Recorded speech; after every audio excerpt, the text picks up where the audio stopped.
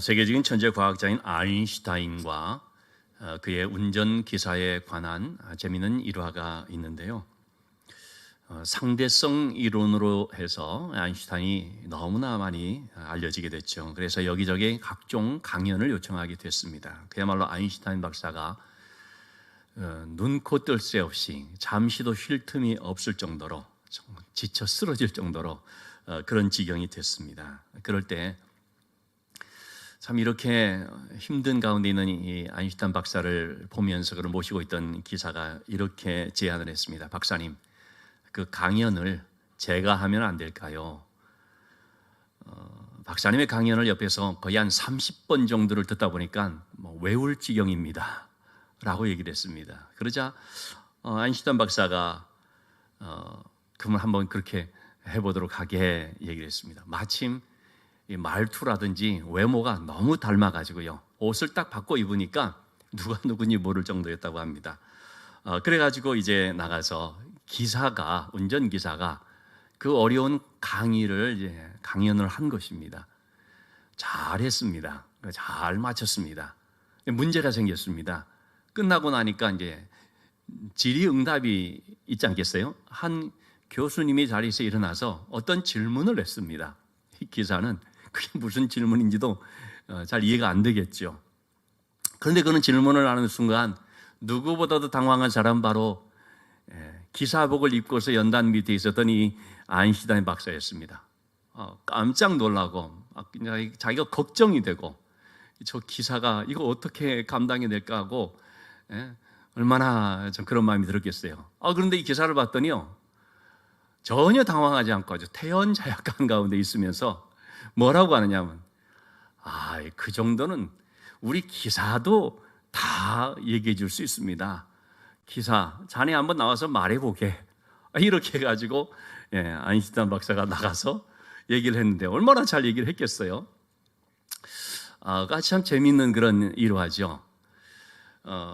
내가 고등학교 2학년 때 국어 선생님이 1년 선배인 고3 수업 시간에 학생들이 막 그냥 졸고 막 그러니까 재밌는 얘기를 하나 한다고 요걸 얘기를 딱 했습니다.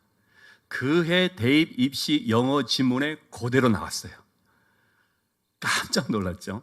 제가 잊을 수가 없습니다. 그래가지고 우리가 고3 때 그 국어 선생님한테 뭐 또 다른 얘기 없냐고 그런 얘기를 했던 적이 있습니다. 여러분, 이 기사가 너무나 당황할 수 있는 이런 순간에 전혀 당황하지 않고 이렇게 할 수 있었던 이유는 무엇 때문입니까? 내 뒤에 누가 있는지를 너무나 잘 알았기 때문입니다. 여러분, 내 뒤에 누가 있느냐, 이거 안다는 것이 실력입니다. 우리가 신앙생활을 하면서도 내 뒤에 누가 있는지를 몰라서 어떤 문제를 만났을 때 내가 해결해야 될 것처럼 생각이 내 힘으로 해보려고 쩔쩔매고 그러다가 막 낙심하고 좌절하는 경우들이 많이 있지 않습니까? 다니엘은 내 뒤에 누가 있는지를 너무나 잘 알았습니다. 그래서 어떤 문제를 만났을 때 두려워 떨지 않았습니다. 그리고 그 문제를 가지고 하나님께로 나가는 거죠. 자, 우리 지난 시간에, 지난주 부활절이었기 때문에 우리 정희석 전사님이 이제 말씀을 좀 전했는데요. 다니엘에 대한 말씀을 이제 좀 봤죠. 이 앞에 있는 말씀을 조금 더 다시 한번 여러분들 기억을 환기시키기 위해서 말씀드리면, 바벨론의 느부갓네살 왕이 꿈을 꿨습니다. 문제는 이 꿈이 도대체 정말 특별한 꿈인 것 같은데 무슨 내용인지를 모르겠다는 것이죠.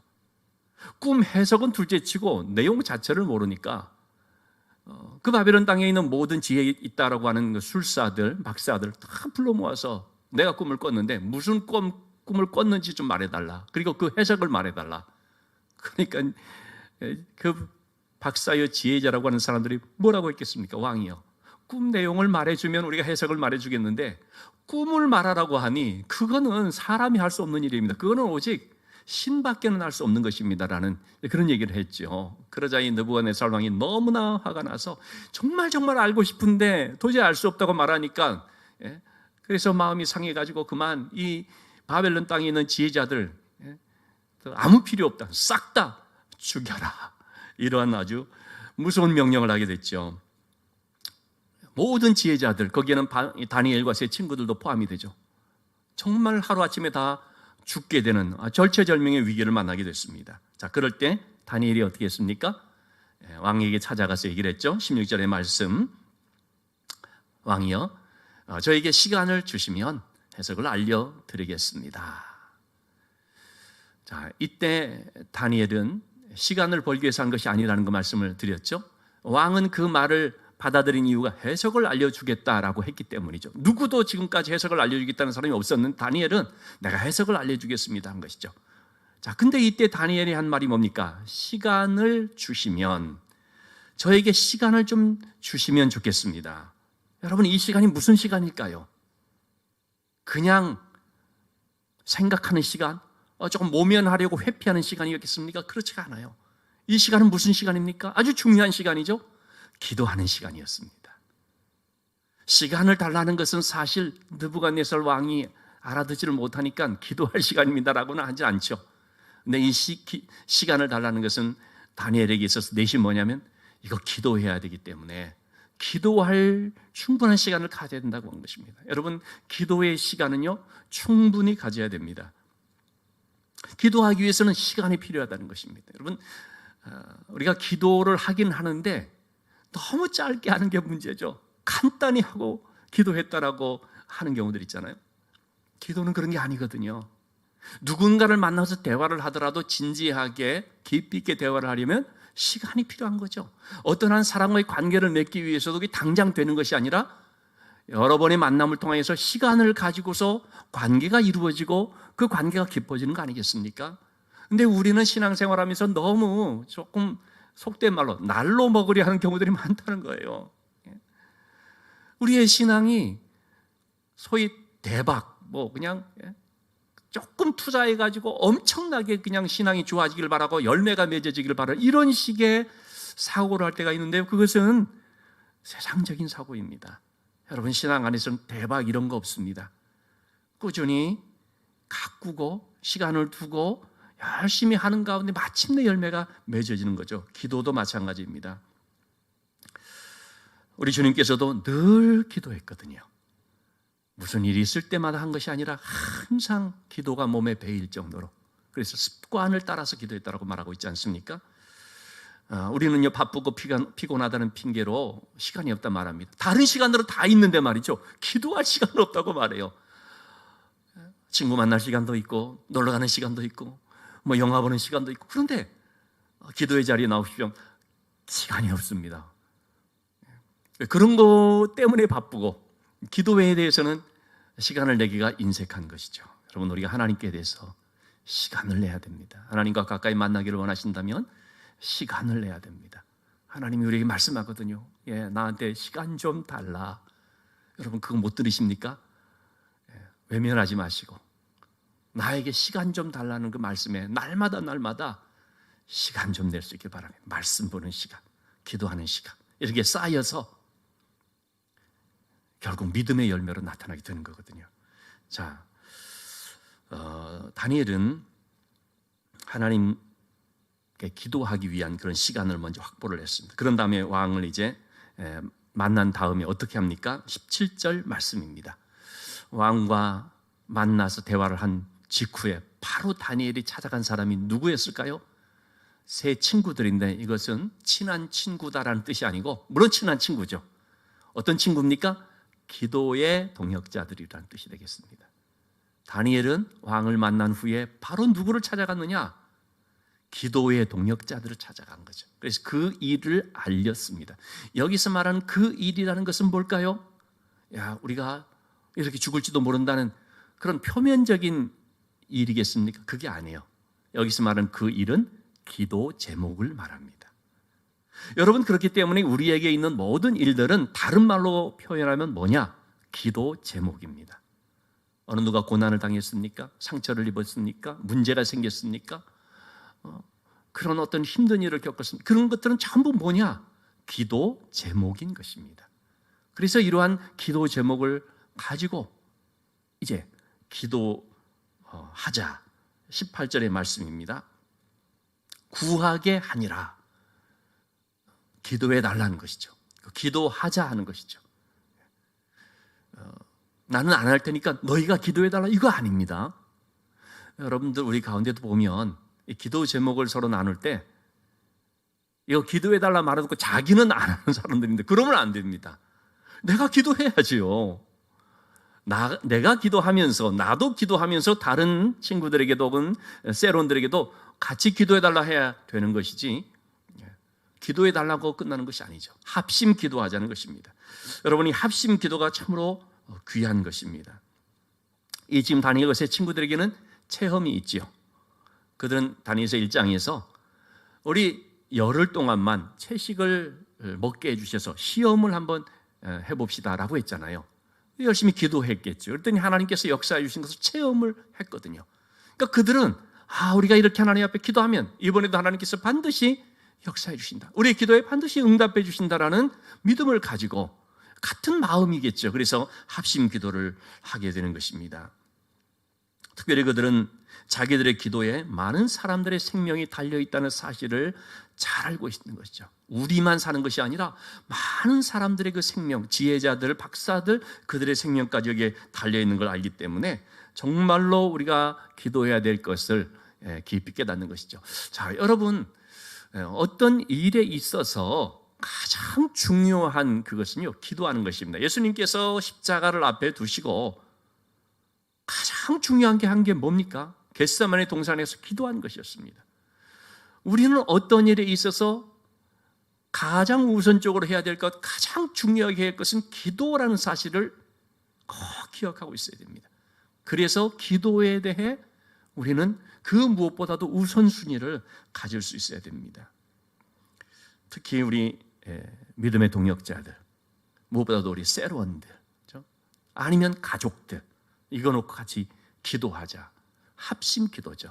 마태복음 18장 19절에서 20절에 보면 합심해서 무엇이든지 구하게 되면 하늘에 계신 내 아버지께서 그들을 위하여 이루게 하시리라.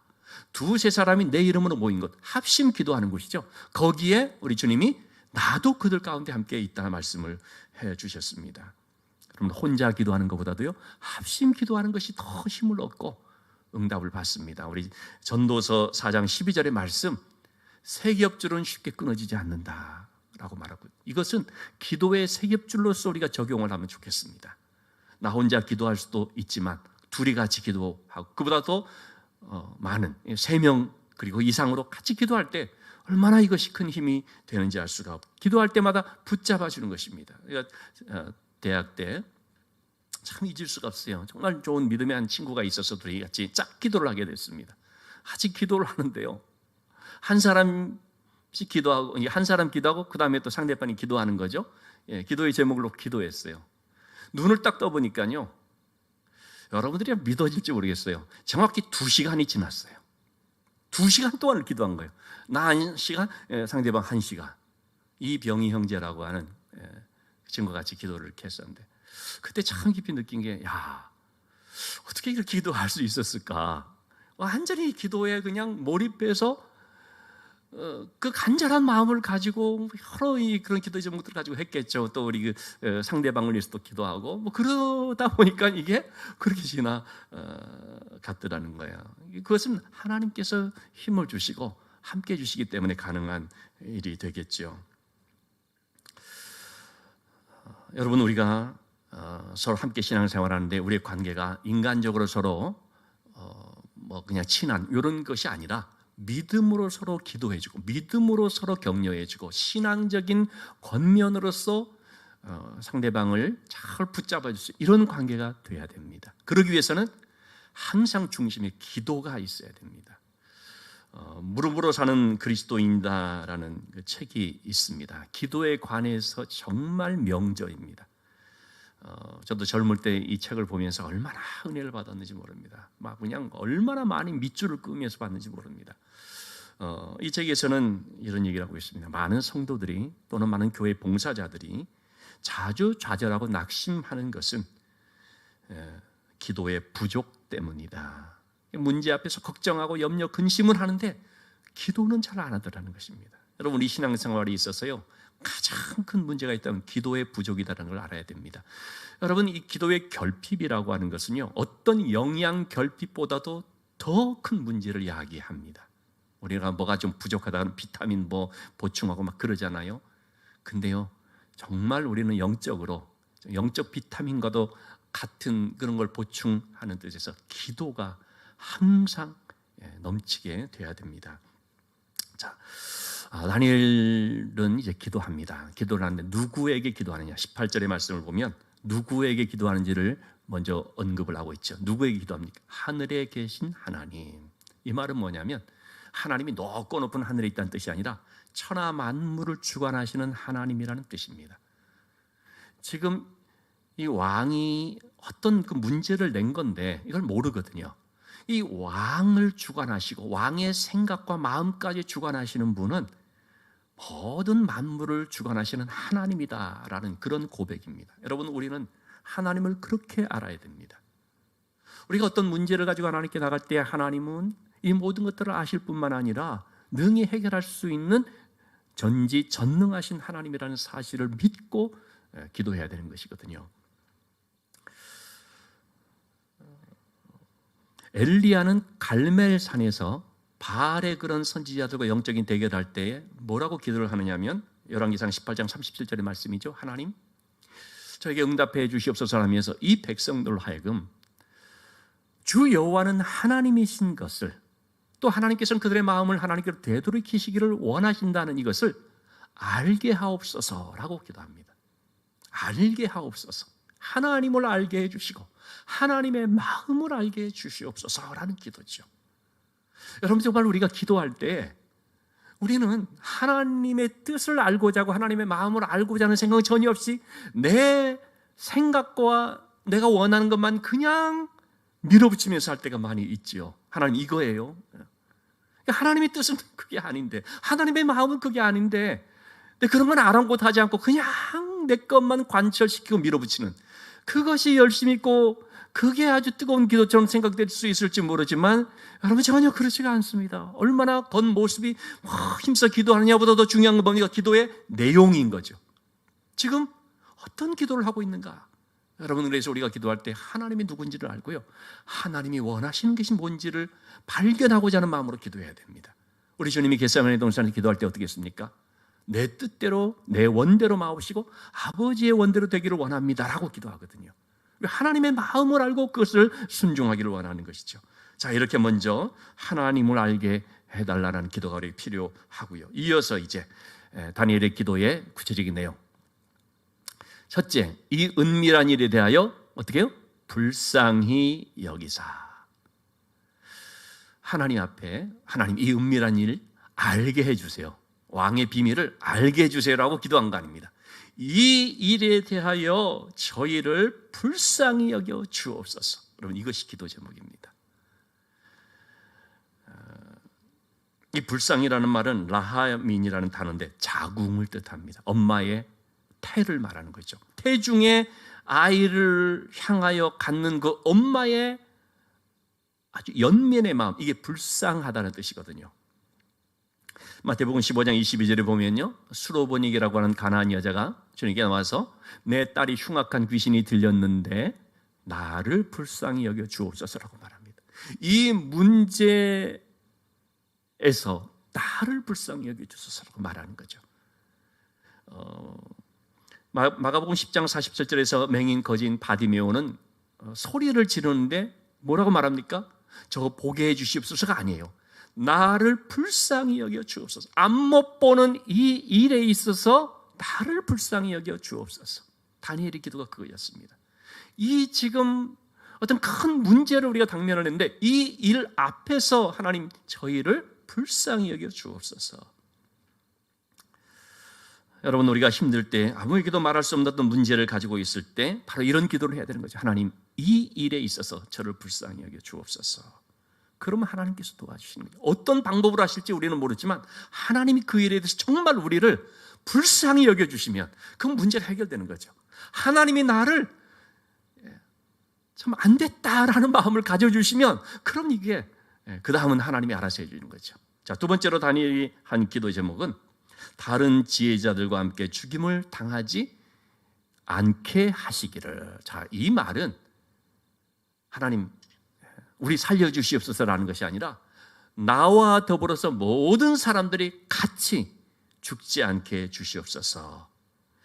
다시 말하면, 자, 24절의 말씀 보면 다니엘은 나중에 말하거든. 지혜자들을 죽이지 말라. 다니엘의 마음속에는요, 자기뿐만 아니라 다른 지혜자들에 대한 생각이 있는 것입니다. 그들은 바벨론의 술사들이거든요. 하나님 안 믿는 사람들이. 그렇지만 다니엘은 그 마음속에 다른 사람들을 생각하는 마음을 품고 있다는 것입니다. 여러분, 우리 예수 믿는 사람들이 특히나 요즘 현대사회에서 교회를 가리켜 말할 때 비난을 받는 것 중에 한 가지가 뭡니까? 교회에 다니는 사람들이 다 그런 건 아닌데 일부겠지만은 그러나 많이 욕먹는 것 중에 하나가 이기적이라는 거죠. 개인주의라는 거죠. 우리 속에 그런 성향이 사실 있을 수가 있습니다. 나만 잘 되면 돼. 교회 다니면서 다른 공동체 사람들이 어떻게 되든지 간에 나만 잘 되면 나 복 받은 거야. 하나님 나만 사랑하셔. 이렇게 돼버릴 때 여러분, 그것은 전혀 하나님의 영광을 나타내는 것이 아니고 오히려 하나님의 욕을 먹는 그런 결과가 돼버리죠. 우리 절대 이기주의 아니거든요. 개인주의 아닙니다. 다니엘처럼 우리는 정말 공동체를 생각하고 품고 기도하는 사람들이거든요. 그렇기 때문에 우리가 나도 모르게 자칫 나만 살려주세요라고 하지 않고 전체 공동체를 살리기 위해서 기도를 해야 되는 것이죠. 주변 사람들을 살피면서 그들의 유익을 구하고자 하는 이걸 가리켜서 느헤미야 연구원의 김근주 교수는 복음의 공공성이다라는 말을 합니다. 저는 이 말을 너무 좋아합니다. 공공성을 우리가 가져야 돼요. 여러분, 우리 사회가 공적인 이런 것들이 잘 돼야 돼요. 사적인 이런 것이 아니라 공공성이 있어야 돼요. 교회도 공공성을 가지고, 복음이 특히 공공성을 가진 거예요. 여러분, 복음은 어떤 것입니까? 온 세계 만민을 위한 것이잖아요. 그렇기 때문에 하나님께서 우리가 그렇게 되기를 원합니다. 하나님이 아브라함을 부르셨어요. 창세기 12장 2절에 3절에 보면 아브라함을 부르면서 하신 말씀이 뭡니까? 모든 족속이 너로 말미암아 복을 받을 것이다. 여러분, 이것이 바로 복음의 공공성인 거예요. 너 한 사람 복 받는 것이 아니고 너를 통해서 모든 사람이 복을 받을 것이다. 우리가 이런 마인드, 이런 신앙관을 가져야 되는 것이죠. 여러분, 그렇기 때문에 우리는요, 하나님의 사랑과 생명을 전달할 공적 사명을 가진 사람으로서 부름을 받았고 세상으로 보냄을 받았습니다. 다니엘이 이렇게 목숨을 걸고 위험을 감수하면서 왕 앞에 나가게 되자 다른 불신자들까지 은혜를 받는 역사가 나타나게 됐습니다. 그래서 우리는 항상 내가 속한 직장, 일터, 내 주변에 있는 사람들을 믿음으로 잘 섬기기 위해서 힘써야 되는 거예요. 내가 믿음으로 삶으로써 함께 있는 사람들에게 은혜가 임할 수 있도록 바로 그런 사람들을 더 잘 되게 할 수 있는 이런 사명감을 가지고 나가야 되는 거죠. 리처드 마우 박사가 무례한 기독교라고 하는 책을 썼습니다. 참 여러분들이 한번 볼 수 있으면 좋겠는데 너무 딱딱하게 여길까 봐 몇 장 걷어보다가 말지 모르겠는데, 근데 굉장히 중요한 주제거든요.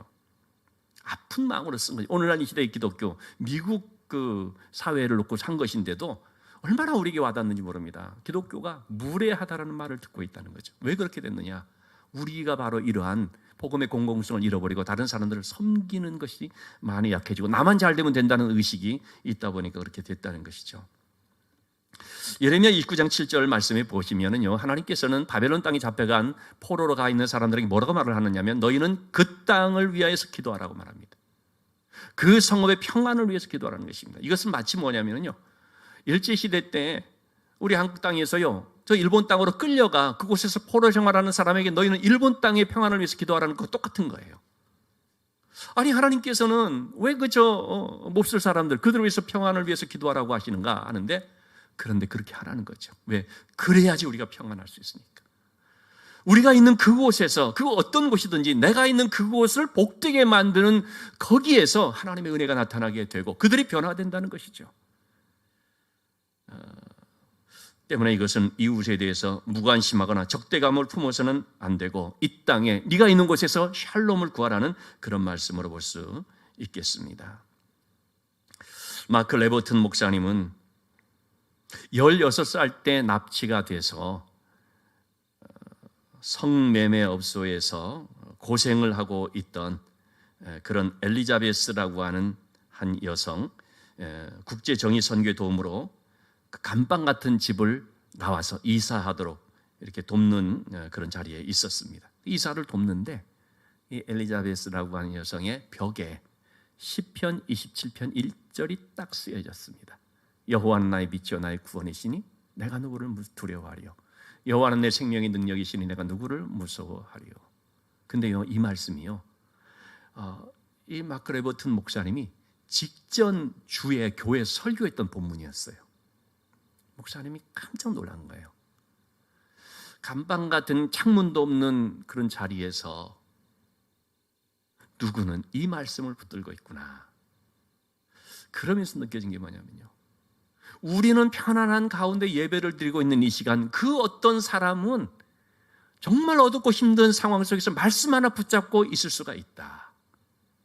그러면서 우리가 예배를 드릴 때 우리만 생각하는 것이 아니라 주변에 있는 사람들을 생각해야겠구나. 우리가 예배를 드릴 때 고난당하고 고통 속에 있는 사람들을 생각해야 되겠구나. 여러분, 지금 우리가 이렇게 예배를 드리잖아요. 우크라이나 난민들 가운데 예배를 드리고 싶어도 그렇게 할 수 없는 형편에 있는, 지금도 가족을 잃은 슬픔으로 너무나 고통 가운데 있는 분들이 많이 있겠죠. 우리는 그들을 위해서 기도할 필요가 있다는, 마음을 항상 열고 있어야 된다는 것이죠. 느부갓네살 왕은 문제 앞에서 번민하며 지혜자들을 찾았지만 다니엘은 문제 앞에서 하나님을 찾았습니다. 히브리서 4장 16절의 말씀, 우리가 문제 앞에서 염려하지 말고 고민에만 빠지지 말고 은혜의 보좌 앞으로 나가야 되겠습니다.